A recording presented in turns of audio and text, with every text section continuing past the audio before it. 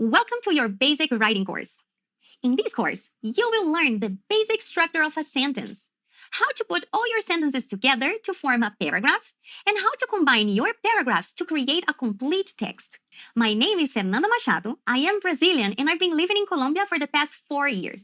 I'll be your teacher in this course. I have been a teacher since 2012 and it will be my pleasure to help you with all your doubts. In every class, you will have an activity to complete and to share with everyone. It would also be great if you could create a document or use a notebook to write down all the sentences, paragraphs, and texts you write during this course. This way, you can see your progress throughout the classes. I look forward to seeing you in the next class.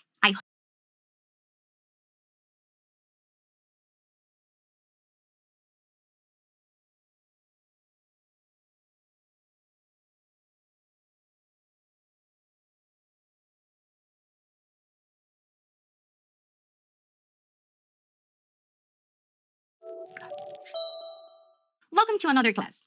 In this class, you're going to see 3 different topics: capitalization, abbreviation, and indentation. You may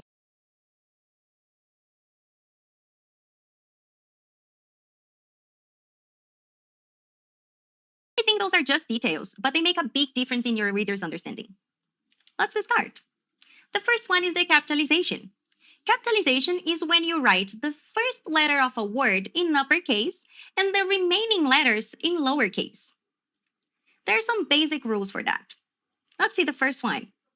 You should always start a sentence with a capital letter. Like in this example, my name is Fernanda. I write my with a capital M. Another rule is to always write the pronoun I with capital letter. It doesn't matter if it's in the beginning, in the middle, or in the end of your sentence. Let's see an example. My sister and I watch TV. I as a capital I. Another rule is to always write names and titles using uppercase letters. This is Mr. Jones. Mr. with capital M is the title, and Jones with a capital J is his last name. You also should write cities and countries with capital letters. I live in Bogotá, Colombia. Bogotá, the city with a capital B, and Colombia, the country with a capital C. In English, you should also write nationalities and languages with a capital letter. Look at this example. I am Brazilian and I speak Portuguese. Brazilian is my nationality with a capital B. Portuguese is my language with a capital B. You also write days of the week, months, and holidays with capital letters. Today's Sunday, February 14th. It's Valentine's Day. The second topic we're going to talk about is abbreviation. Abbreviations are the shortened form of a word, and we're going to start seeing 2 different types of abbreviations. The first one is an acronym. We can form an acronym using the first letter of different words. Let's see some examples. PIN stands for Personal Identification Number. You can say an acronym as a word. I can say PIN, NASA, laser. Similar to an acronym is the initialism. We also form an initialism using the first letter of other words. But the difference here is you cannot say an initialism as a word. In this case, you have to say letter by letter, like in DIY, USA, and DVD. You can also form some abbreviations by removing some letters of one single word. Let's see some examples. I can make abbreviations with titles, like in Mr. and Dr. You can use abbreviations for times and dates, like in 10 a.m., January, and Monday.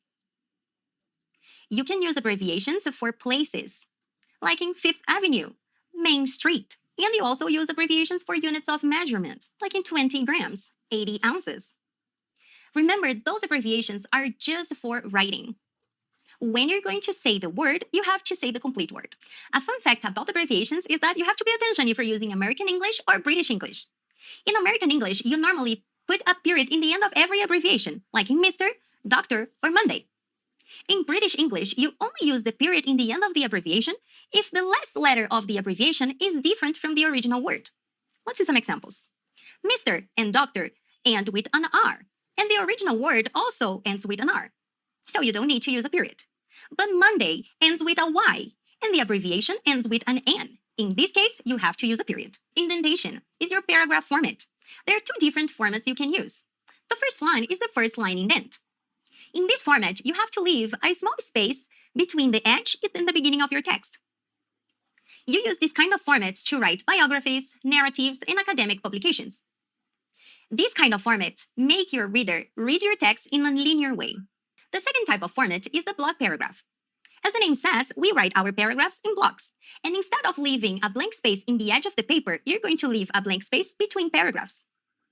This type of format gives the idea to your reader that all the information is inside each paragraph. These are very common when you're writing guides or manuals. In the resources section, you're going to find some examples using the first line indent and the block paragraph. Also, the alphabet in lowercase and in uppercase. Our next class is a reading exercise. So do not forget to share all your doubts and comments in the discussion section. See you next class.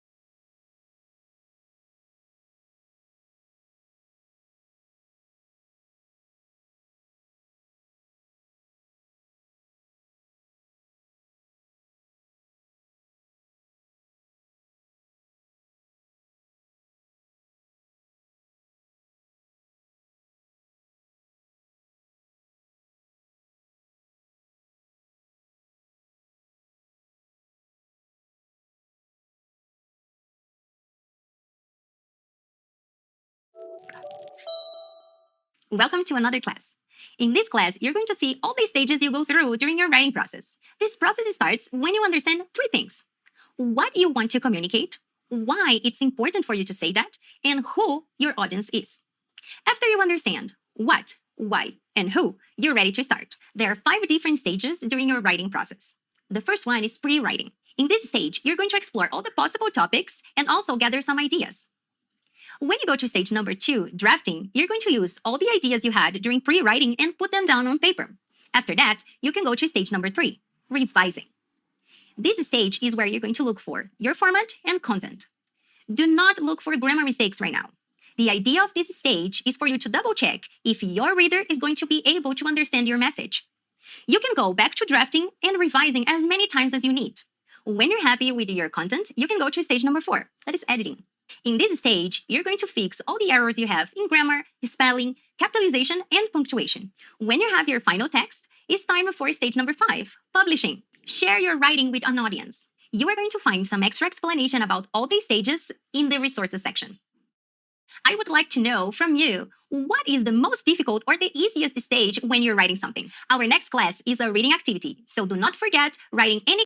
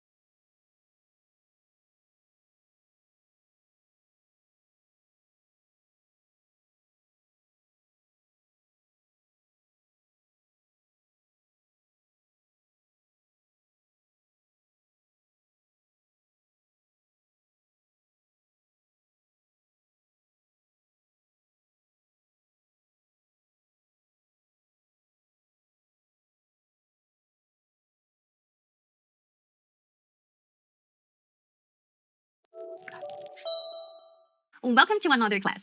In this module, we're going to start working with our first structure, the sentence. You're going to see some different types of sentences, their structure, and how you can combine them to make your text more complete. Let's start. A sentence, according to the Cambridge Dictionary, is a group of words usually containing a verb that expresses a thought in the form of a statement, question, instruction, or exclamation, and it starts with a capital letter when written. To summarize, we can say that a sentence is a word or a group of words that expresses a full idea, and it can be in 4 different types. So let's take a look at them. Go is an example of a sentence using only one word. And I am is the shortest complete sentence in English. It is complete because it contains a subject, I, and a verb, am. As I mentioned before, there are 4 types of sentences in the English language. The first one is a declarative. This type of sentences gives us some information. They are statements. For example, I like chocolate or I don't like chocolate. You finish these sentences using a period.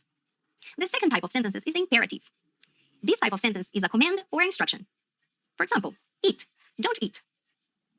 These kind of sentences normally do not have a subject because it's understood that the subject is you. You can finish these sentences using a period or an exclamation point. The third type of sentence is the interrogative. Those are the questions. Let's see. Don't you like chocolate? Where's your house? You finish these kind of sentences using a question mark. And the last type of sentences is the exclamative. They normally express a surprise or emotion. For example, what a surprise! How nice! You finish these type of sentences using an exclamation point. Now that you already know the 4 types of sentences in the English language, I invite you to write in the comment section one of each. And I'll see you next class.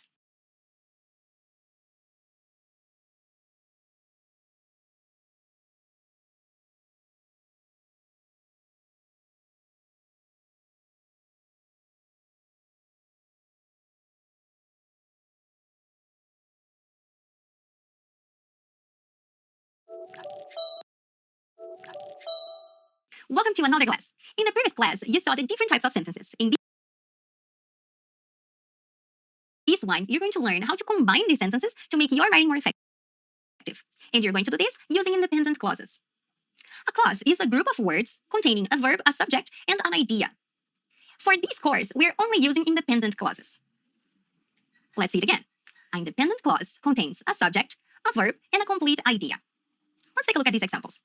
I drink coffee. Mary and Anna study English. I is the subject, drink is the verb, and I drink coffee is the complete idea. I don't need more information. There are 4 structures of sentences in English: simple, compound, complex, and compound complex. For this basic course, we're going to work only with the first 2, but you can go to the resources section to have a complete information about them. Let's take a look at their structure. The simple structure has only one independent clause. The compound structure, we have more than one independent clause inside the same sentence.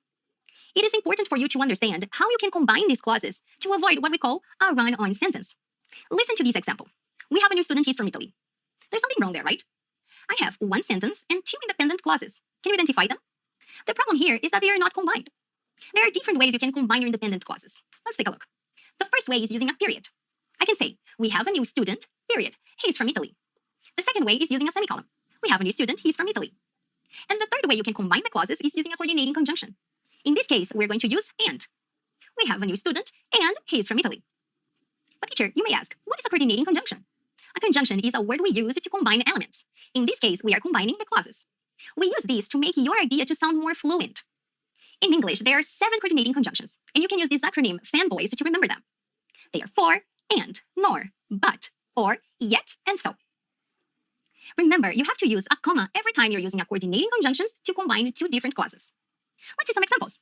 We have here some independent clauses. I live in Colombia is one. You live in Mexico is another one. We can put them together by saying, I live in Colombia and you live in Mexico. We are adding these 2 ideas. In the second example, I have 2 contrast ideas. John wants to play soccer. John is sick, so he cannot play soccer. In this case, we can use the coordinating conjunction, but. John wants to play soccer, but he is sick. Now that you already understood all the ways you can combine your independent clauses, go to the resources section and take a look at some more examples using all the coordinating conjunctions. And try to write in the comment section some extra examples. I'll see you next class.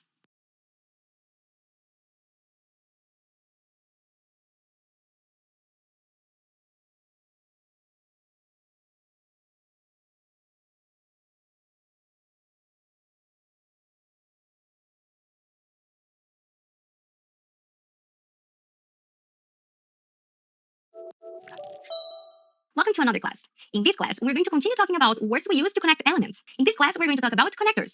Connectors are linking words we can use to connect other words, phrases, and paragraphs. There are many different types of connectors in English, and we can classify them by categories. We can separate these categories according to their use. Let's see some examples. Addition connectors are used to add new information.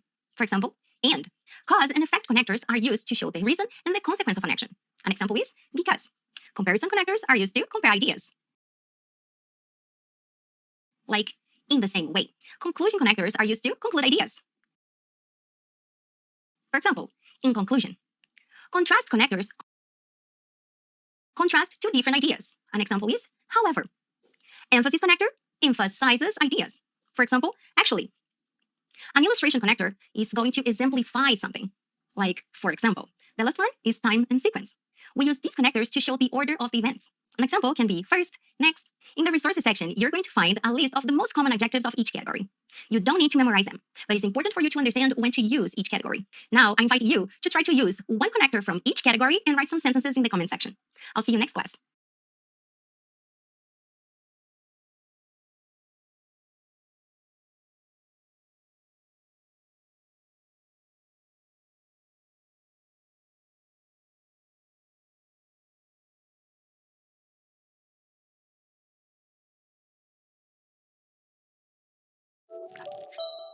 Welcome to the last class of this module. I'm going to start this class by saying a sentence and I want you to pay attention. I like eating pizza, listening to music, and to play soccer. Do you think there is something wrong in the sentence? In this class, you're going to learn how to use the parallel structure. The parallel structure is used when we write something in a series. The idea is to balance all the elements in this series. And we can use the parallel structure in different situations. Let's see some examples. Our first example is the one I used in the beginning of the class. I like eating pizza, listening to music, and to play soccer. Here, the element we have is the verb. We have three different verbs, but we're not using all of them in the same tense. An example of this sentence using the parallel structure could be, I like eating pizza, listening to music, and playing soccer. Or you could also say, I like to eat pizza, to listen to music, and to play soccer. Can you see the difference? Another situation we can use the parallel structure is when some nouns ask for specific verbs. Let's see this example. They read books and music. In this case, the noun music asks for a specific verb. The correct way can be, they read books and listen to music. The third situation you can use the parallel structure is with the noun number. Let's see this example. They sell pineapples, oranges, and an apple in the supermarket. In here, I'm saying pineapples in plural, oranges in plural, but I'm talking about only one apple. The correct way would be, they sell pineapples, oranges, and apples in the supermarket. Another situation you can use the parallel structure is when you want to give context to your reader.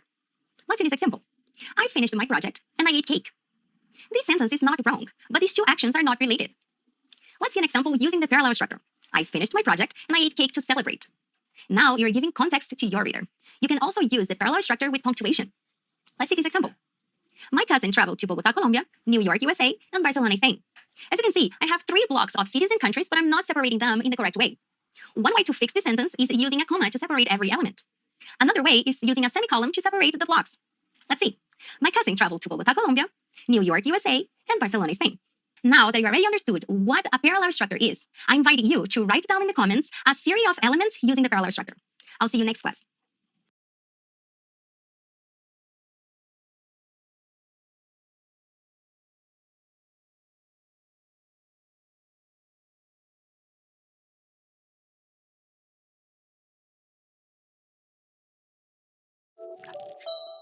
Welcome to the first class of this module.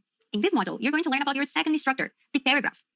You're going to learn how to structure an entire paragraph by following some simple steps. Let's start understanding what is a paragraph. We can compare a paragraph to a sandwich. It has different layers, but in the paragraph, these layers are the sentences. In a basic paragraph, there are 3 different types of sentences. They are the topic sentence, the topic of your paragraph, the supporting sentences. Those are sentences that support the idea of the topic, and the concluding sentence, the conclusion of your paragraph.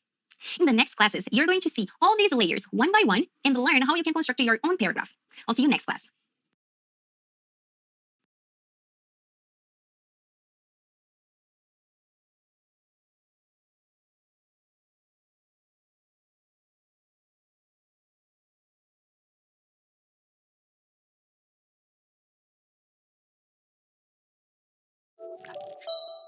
Welcome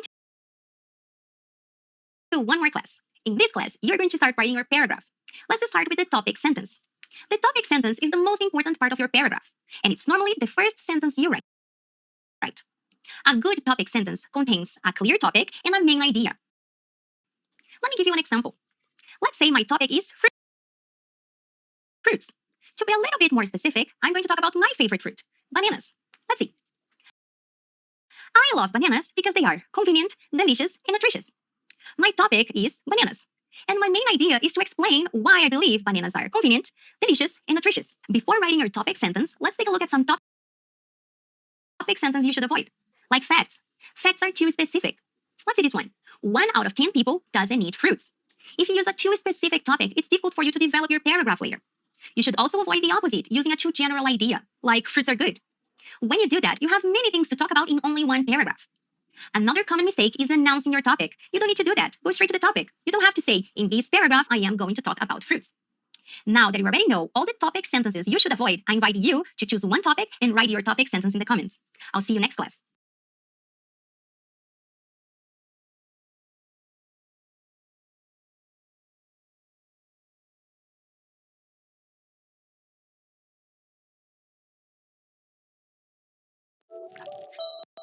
Welcome to one more class. In this class, you are going to continue writing your paragraph, but now with your supporting sentences. The supporting sentences can be examples of your topic, can be a reason why you think like that, a description, some arguments, and they can be cause and effects, and so on. Remember, when you're going to start writing, you have to go through some stages. The first one is the pre-writing. In this stage, you should gather all the ideas about your main topic and put them down on paper. To do that, you have to have a clear idea what your topic is and what you want to talk about in your paragraph. Let's take a look at my main idea. I said that bananas are convenient, delicious, and nutritious. In this case, I have to explain why I think like that. And I have 3 main support topics: convenient, delicious, and nutritious. Let's see some examples. To support the idea that bananas are convenient, I can say that they are easy to peel and easy to clean. To support the idea that bananas are delicious, I can give some examples and say I can eat bananas with other fruits for breakfast, for lunch, and a banana split. To support the idea that bananas are nutritious, I can say that they contain fiber, potassium, and they're very healthy. In this stage, you should gather as many ideas as you can to support your topic. What you're going to do next is to write at least 1 or 2 sentences for each topic. Let's take a look. Here's an example of a supporting sentence for convenient. First, they are easy to eat. I can peel the banana, eat it, and throw the peel in the garbage. Observe here that I did not repeat the word convenient. I just used the ideas I had in the previous stage. Here is an example of supporting sentences for delicious. Additionally, I can eat bananas with cereal, other fruits, and ice cream. I can also eat it fried, and it tastes great every time. Again, I did not repeat the word delicious. An example of a supporting sentence for nutritious could be, finally, they contain fiber, potassium, and vitamins, so they are very healthy. Observe that I use connectors in every sentence. It's important for you to use connectors in this stage because you have to link all the sentences in your paragraph. Now it's your turn. Use your topic sentence, gather some ideas for supporting topics, and write at least 3 supporting sentences in the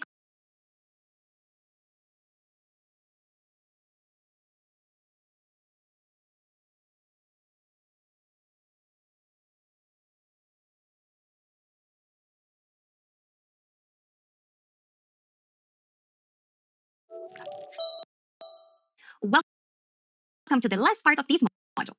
In this class, you will write your concluding sentence. A concluding sentence can be the summary of your paragraph, your final thoughts, your personal opinion, or if you're going to write other paragraphs, this last sentence can work as a bridge between them. Do not add new information to your conclusion. This part of your paragraph is to show to your reader that the topic's over. For my concluding sentence, I decided to write a personal opinion. Let's see. Overall, I believe you should eat bananas every day. Remember using connectors also in this part of your paragraph. In the description of this class, you will find my complete paragraph. Now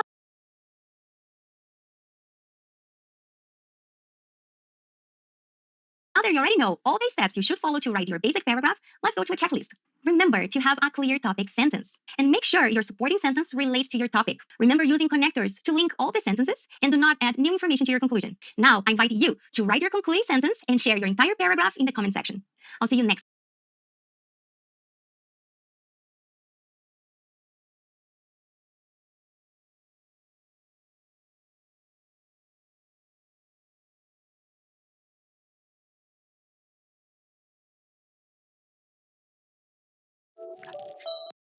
Welcome to one more class. In this module, you are going to start working with more practical activities. The idea is for you to write as much as you can.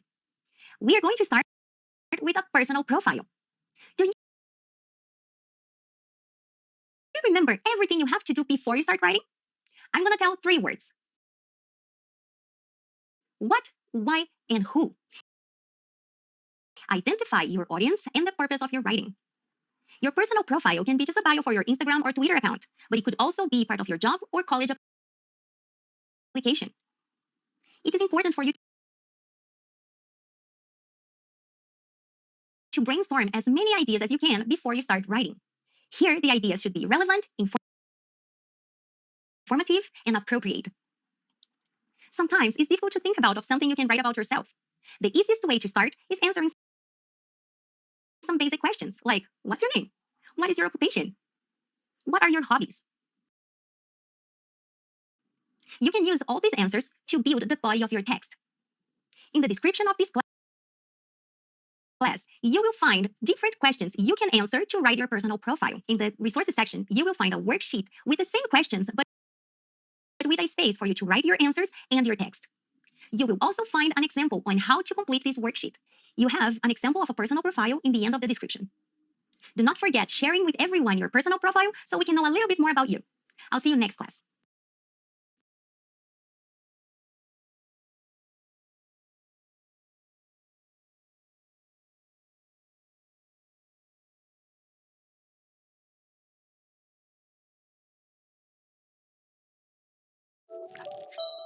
Welcome to one more class. In this class, you will continue working with your activities. And the activity for this class is describing. There is a group of words in English that we can use to describe things. Adjectives. There are many adjectives in English, and you can find lists and more lists with examples online. But to make your life easier, in the resources section, you will find a list with the most common adjectives you can use to describe people and places. Since this is the activity you will complete in the end of this class. To describe people, you can talk about their nationality, occupation, age. And you can use the adjectives to describe their personality and physical appearance. To describe places, you can talk about activities to do there, sites to visit, and you can use the adjectives to describe the weather and other details. If you're going to talk about your home, do not forget describing the rooms, the furniture, and the surfaces nearby. In the description of this class, you will find 2 examples. One of a description of a person and another one of a description of a place. Use all the extra material to write 2 descriptions in the comment section. And if you want to learn more about adjectives to describe things, there is a course in the resources section you should take. I'll see you next class.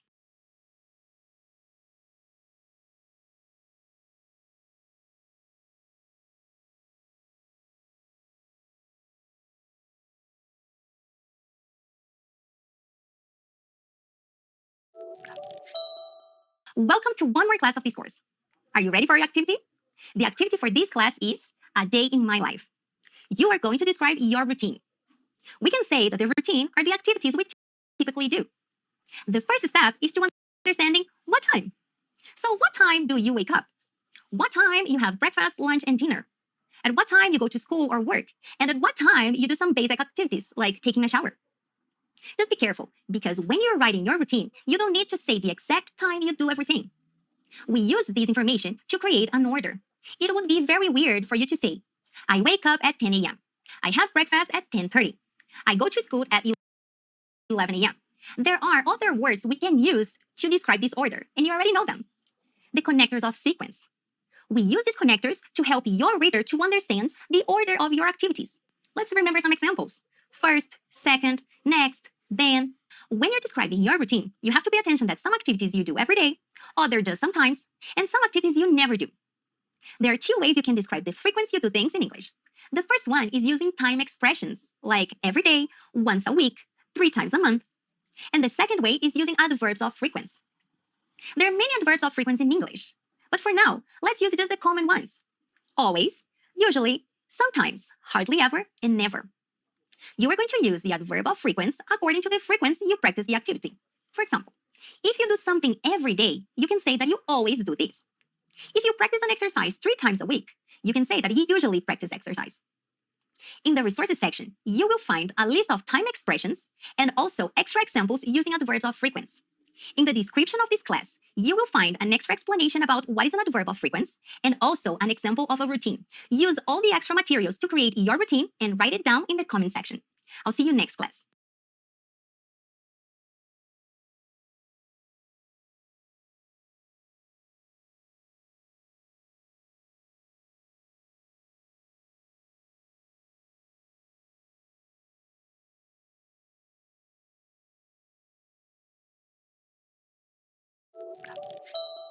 Welcome to one more class. In this module, you're going to work with emails. We're going to see two different types of emails, and in this class, we will start with informal emails. As the name says, we use informal emails in informal situations. You can write an informal email to your friend, to a relative, and sometimes you can use informal emails at work, but be careful. Pay attention if the person you're sending the email to is close to you, and the writing does not require any formality. The informal email has a basic structure.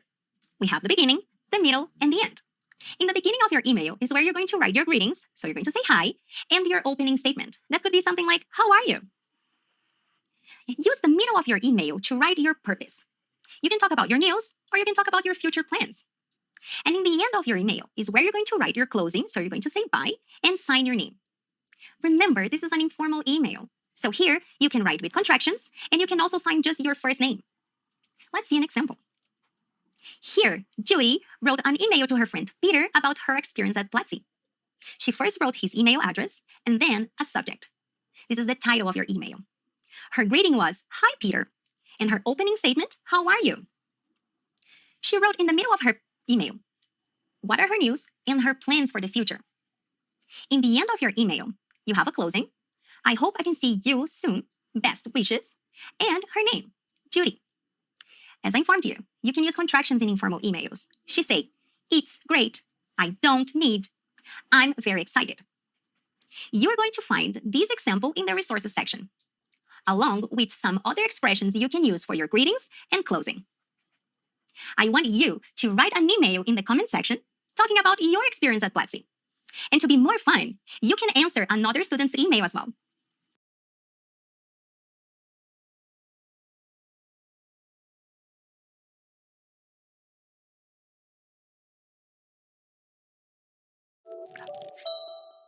Welcome to the second class of this module.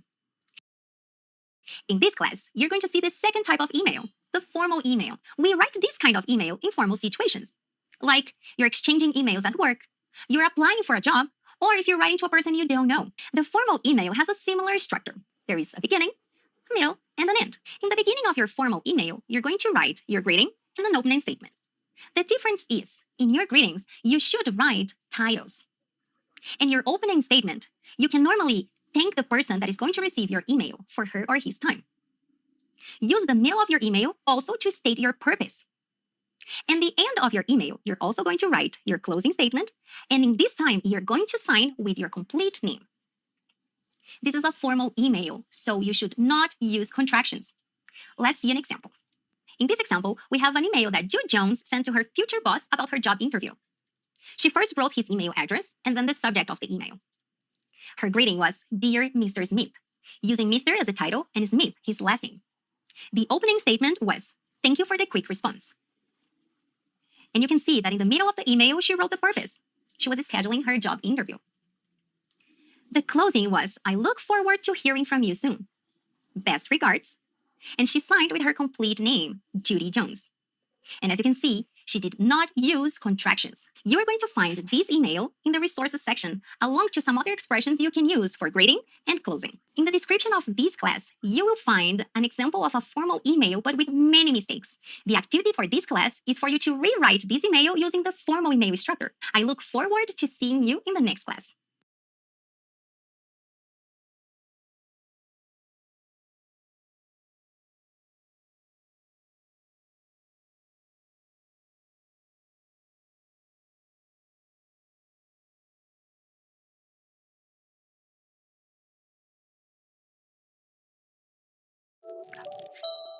Welcome to the last module of this course. In this module, you're going to continue working with some activities, but this time, you will use everything you have learned during the course to write a more complete text. The first activity is writing a review. You write a review when you want to give your personal opinion about something. It can be a book, a movie, a TV show, a restaurant. In this kind of text, you have to present some supporting arguments for your opinion. You should also give some extra information about what you're writing so your reader has some context. For this class, you will write a review about a movie or a TV show. To write this kind of review, you have to go through some specific topics, like the genre. Is it a drama, thriller, a comedy? Talk about the characters. Which one is your favorite one? Talk about their personality. You should talk about the plot of your movie or TV show, but try to not give spoilers. You can mention positive and negative aspects. When you're writing a review, you don't need to like everything. And do not forget rating your movie or TV show. How many stars does it deserve? In the resources section,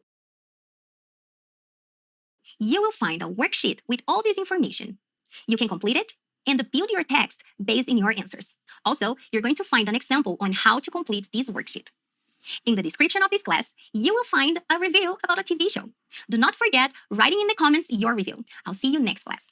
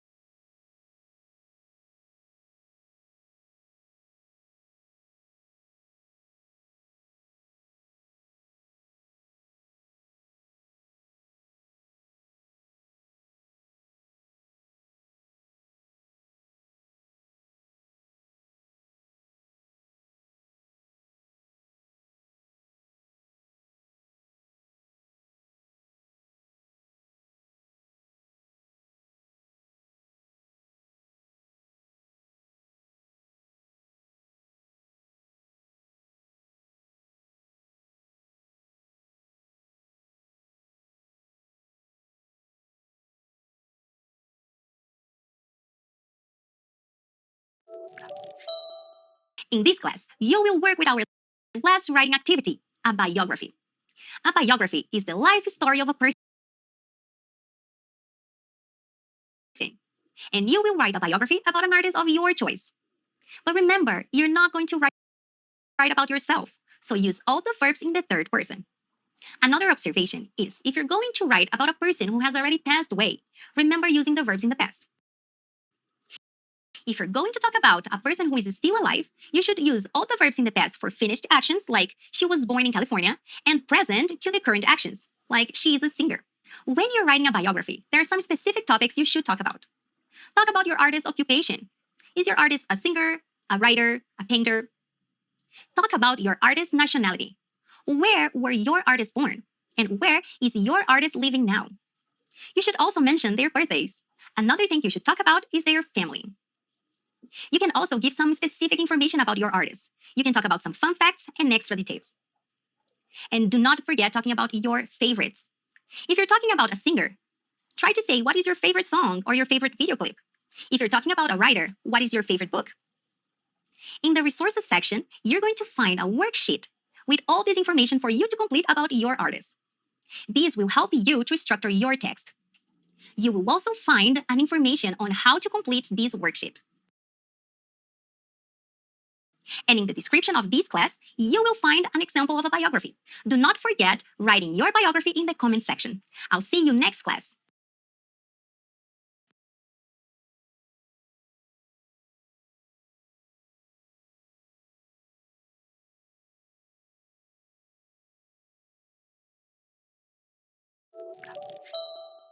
Congratulations, you made it. You got to the end of this course.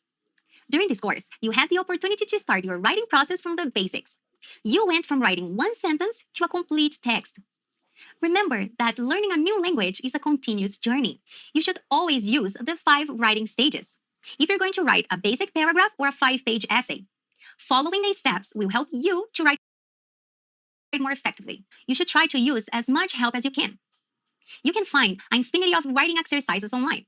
Also, you can find many tools to help you write better, like online dictionaries and some other websites. Another thing that can make you write better is to start reading more in English. In this way, you can learn new vocabulary and new structures. In the resources section, you will find a list of some websites that you can use to help you do your writing process. But don't forget, there is no better way for you to learn than practicing. There will be some situations you won't have a dictionary or the autocorrection of your cell phone to correct your spelling mistakes. That's why you should continue practicing as much as you can.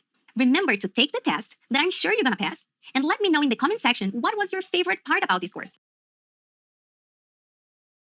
You should also take the other courses in Platzi English School.